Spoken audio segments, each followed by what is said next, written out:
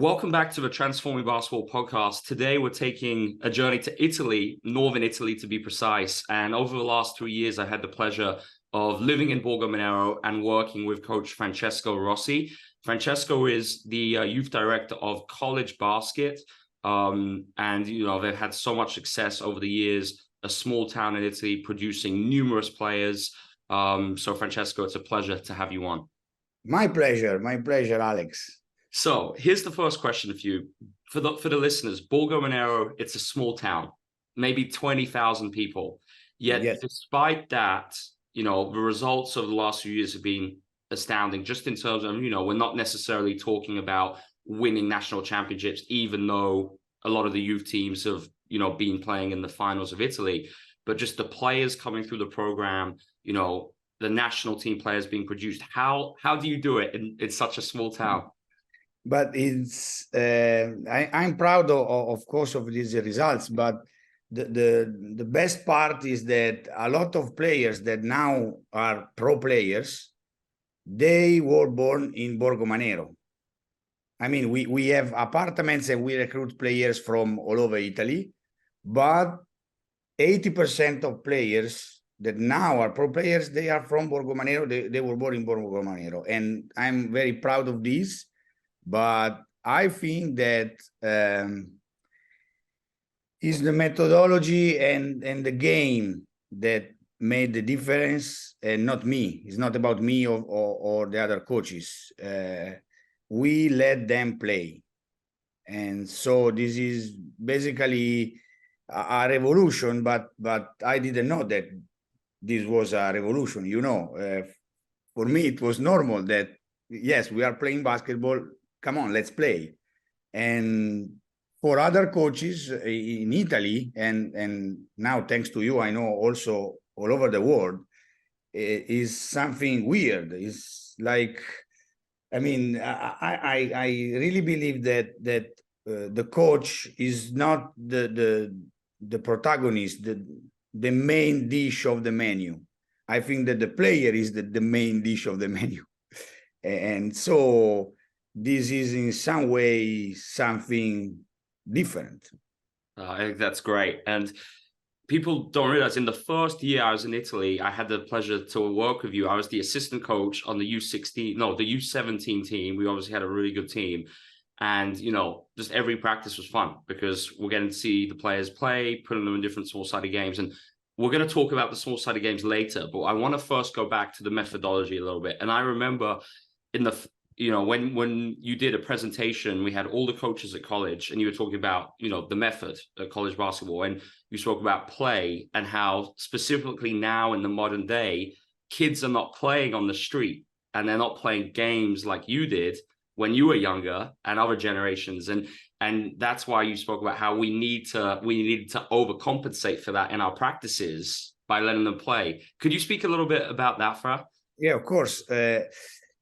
I mean, in Italy, we used to say that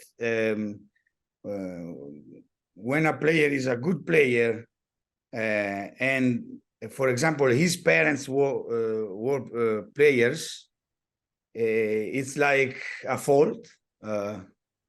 Yes, but he is a good player because his parents were good players.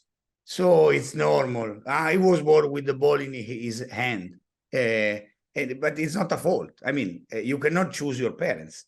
And so this is just the reality of the thing. I mean, the best players are best players not because of the practice, but because of the background. So it means that the good players, they are playing since they were born. So it's a kind of experience. So they have more experience than a normal guy in a town. I mean, and so for coaches, this is a fault. So because it's not the hard work that give results, but just the life, and this is not acceptable for coaches. Yeah. But it's the reality. So over the years, I cleaned up my mind of this, like the religion, like rules, and trying to see the reality. And then the method that we use in college is all about games, because we want to give to the players more experience. And over the years, now the players in Borgo Manero, they are sons and daughters of basketball. After 17 years that I'm working here, now they are all sons and daughters of basketball. They come to the gym at 6, 5, 7 years old, and then they know how to play basketball. And this is really a revolution. Yeah, and so we the players, we start from the game. We just play, and of course we as coaches, we help them to play in a good way. We create games, small-sided games, useful to learn the game for real. Yeah, absolutely. And it's, you're creating specific small-sided games. It's not just kind of like rolling the balls out, let them play 3-on-3. It's everything has a reason and a why behind it. So I think going back to the methodology, Frat, what's been really interesting to me is it's like, look at the other coaches in the college program. Let's take someone like Teo, and they're all aligned to this methodology, right? In the youth sector, it's Alberto or whoever, they're using small-sided games. And I think what I see in a lot of youth sectors, especially in Europe, is each age group is so different, right? And it's like each age group, maybe not only do they do a different offense, but they're practicing completely differently. How have you been able to kind of introduce this synergy and this vision so that, everyone is kind of working off the same page?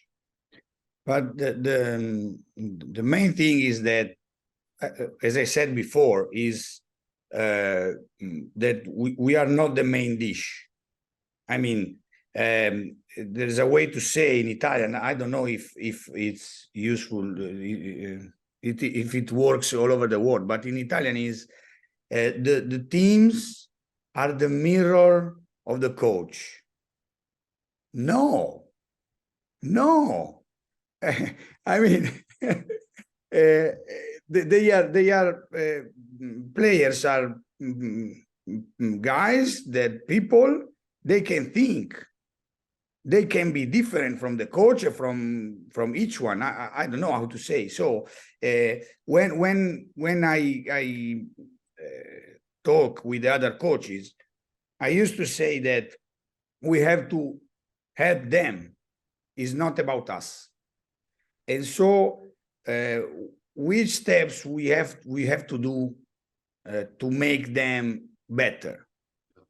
It's not about us. So we don't want as coaches to put our personality over the players. And when the coaches understand that this is the right way, it's done.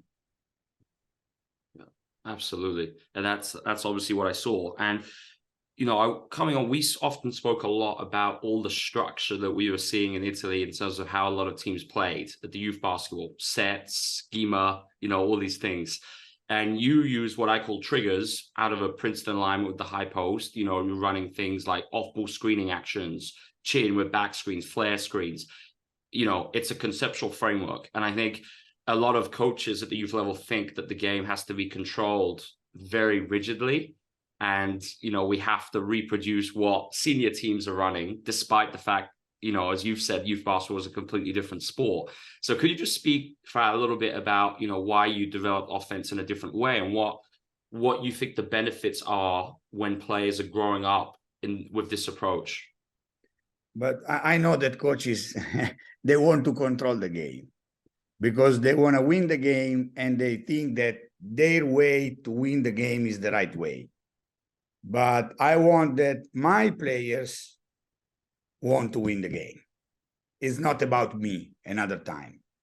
And so I tried to develop, the Princeton's offense that, the book, you translate the book also in a real English, not my, but it's a way to put the players in the court and let them choose what to do in any situation, and they have to choose what they think is good for the game. They don't have to choose what I like. Is the reason why I don't do in the practice, never all over the practices, all over the year, 2v0, 3v0, 4v0, 5v0. I don't use at all. Yeah, ever. Because it's a some way to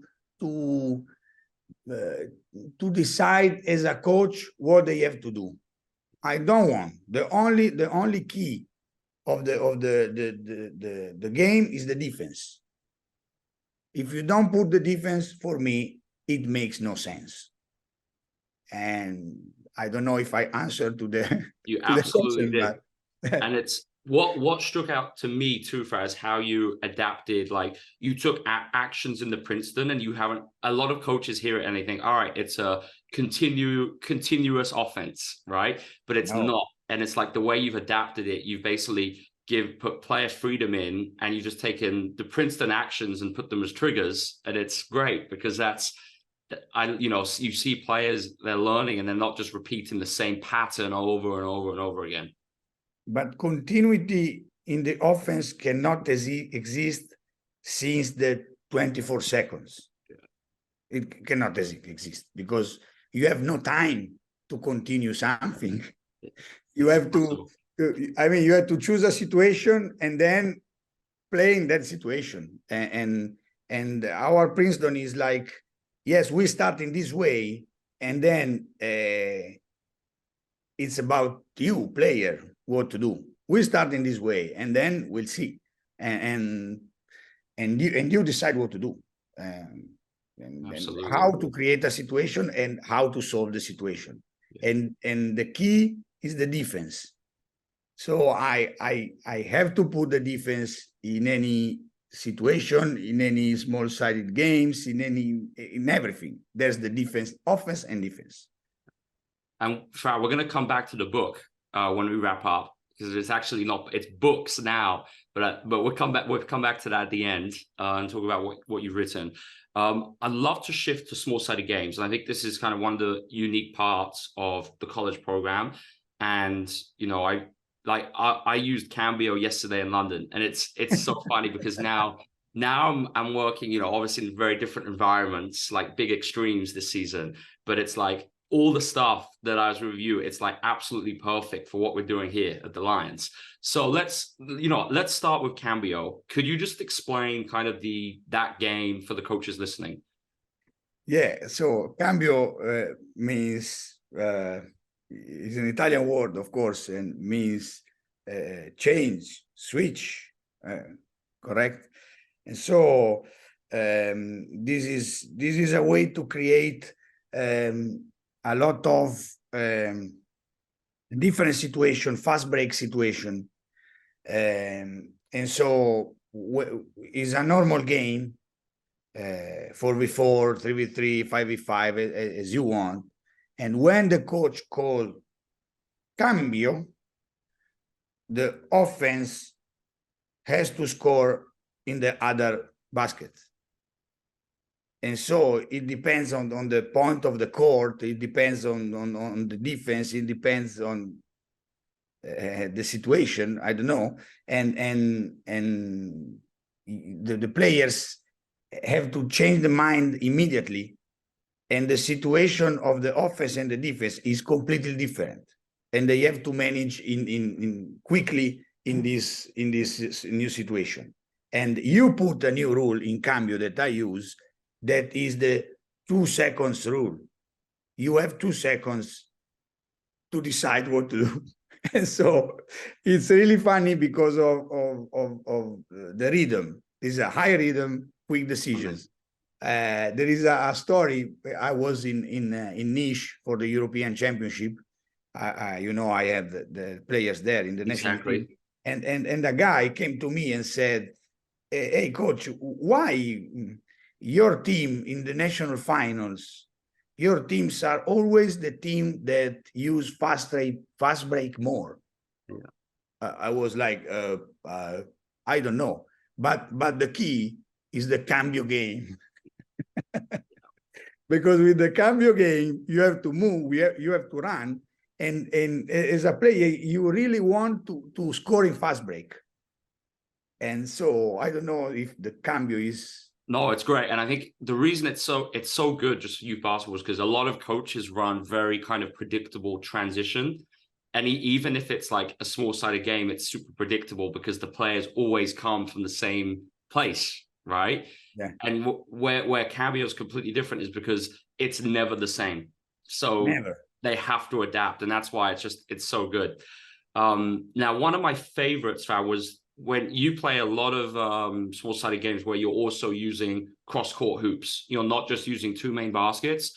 You're really like intentional with how you use the space. So one game you do a lot. I can't remember the name, but you have the two side baskets they're playing. It could be 3-on-3, 4-on-4. And when the ball crosses the half line, they could choose to keep attacking or change direction at any moment. Could you speak about that one? Yes.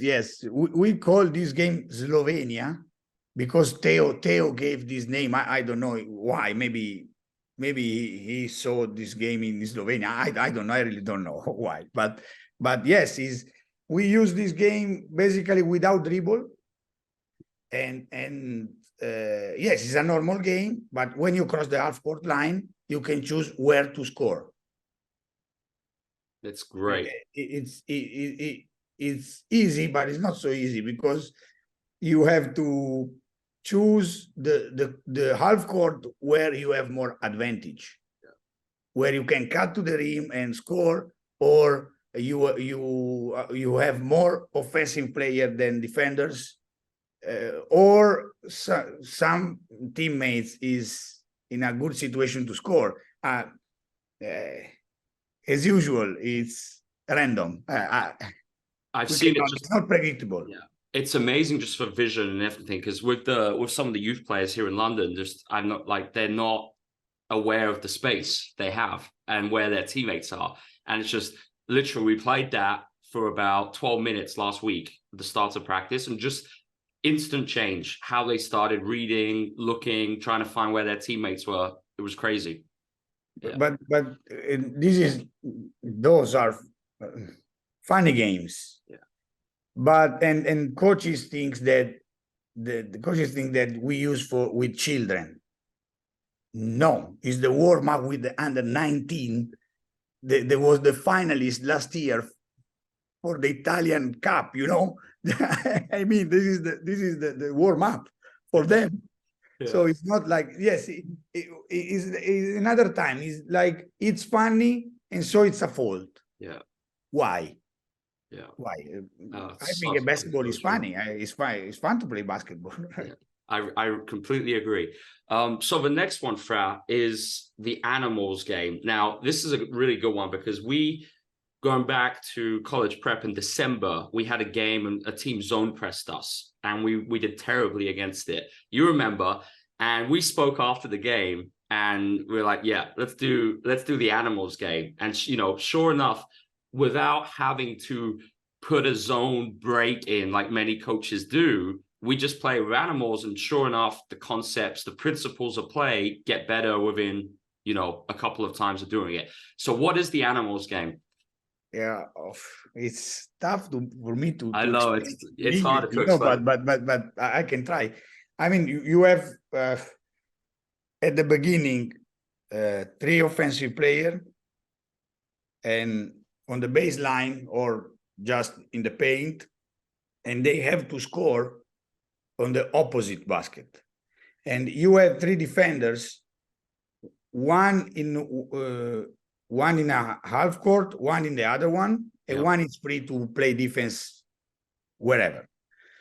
And so just only with passes, they have to reach the other rim and score. And yes, it's easy, but it's not easy because, you know, a lot of coaches do the 3v0 wave. How do you say this? Exactly. Yes. And a lot of coaches speak about the line, like in athletic field, like in swimming pool, that you have to go straight. But we have no, you know, how do you say, for the train? Like schedule tracks, no tracks. Yeah, there aren't in the basketball court. So the players can move in the space wherever they want, wherever it's useful to catch the ball and pass the ball. And so it's the first game that I use for to know the space and to play without the ball and to teach tactic, because the tactic is not something difficult. It's just the position of the defense. And with this game, you can see the key is to look at the defense. And then I grow up with 4 players, 4 defenders, and one per half court and 2 free to move. It's more difficult, and I allowed one dribble. Yeah. So they have to choose where to go, if use the dribble, if don't use the dribble, where which kind of shot I want to take. And so it's all about decisions. And I said to you, I remember, hey, Alex, they did full court pressure. Let's do the animal drill, because you can put also more defender. Exactly. More and defenders. You can change it however you need. You can change it. Yeah. And I use this game with under 15 every day at the beginning of the season, every day. Yeah. Because they have to stop, to look, and the defense also, they have to fake, decide to attack the line pass or stay in the paint. So and of course is repetition without repetition. Exactly. And I love too for how you spoke about defensive decision making. I think people forget about that a lot in all these small-sided games. We're not just doing it for the offense, it's for the benefit of the defense too. It's so important. Yeah. So yeah, but about the defense, I want to say something that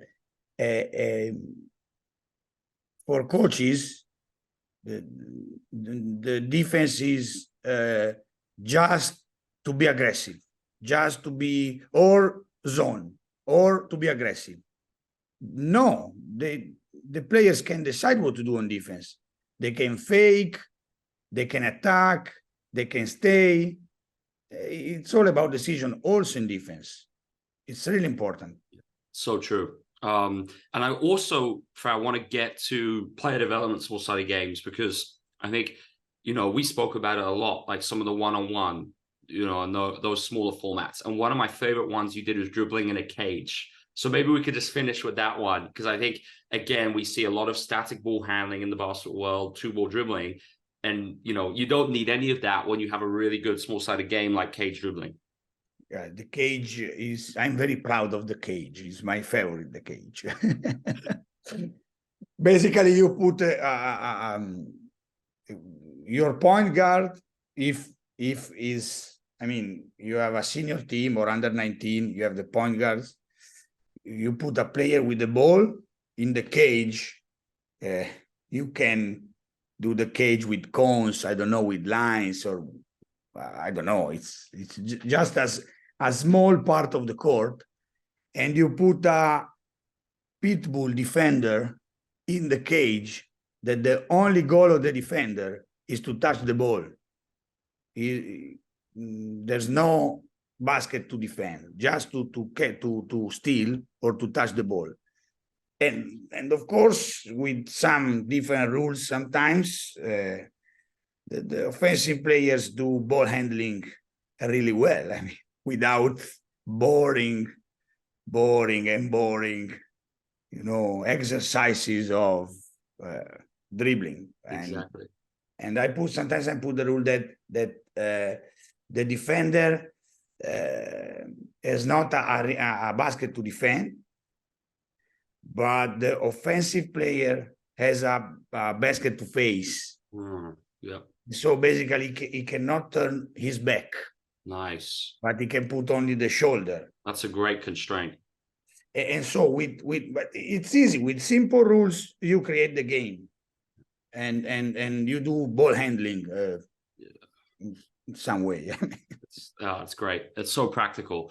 So, Fra, let's get now, as we wrap up the podcast, let's get to your book. So could you just outline, where coaches can find those and just give some more information about those books in general? But the one in English is free entry.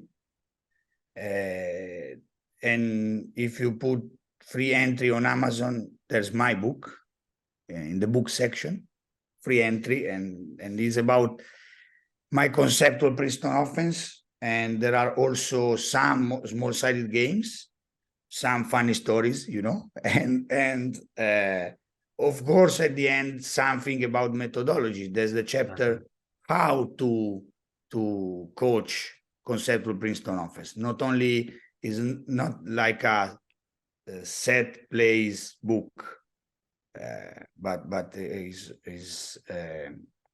also about methodology. Yeah. Then I wrote another book, but right now is in Italian. But my friend Vitor is translating in some languages. He speaks Japanese, Portuguese, blah blah blah, French, and so he's translating in other languages and is all about methodology and small-sided games. Of course, the Cambio, Animals, all these small-sided games. That's great stuff. And finally, Fra, where can coaches find you on social media? Maybe if they have a question from today's episode, what's the best way to get in touch and follow you? Twitter, Fra Coach Rossi, and also Instagram, Fra Coach Rossi. Fantastic. So, yeah. Great stuff. And I'd say, anyone who can go visit Borgo Manero, we had a lot of coaches obviously come over the last 3 years, Fra, but, I know you guys have a very welcoming policy to any coaches worldwide if they want to go check out a practice. Yeah, they can come to visit us in Borgo Manero. Borgo Manero is a nice city and is close to the lakes and to the mountains, so it's good also for visit close to Milan, to Torino. They also can visit the area. Yeah, I would obviously highly vouch for that. It's a shock going from Borgo Manero to London, that's for sure. But Fra, thanks so much for coming on the podcast today. Great episode. Thank you. I hope my English is good enough. Absolutely, it is. Brilliant.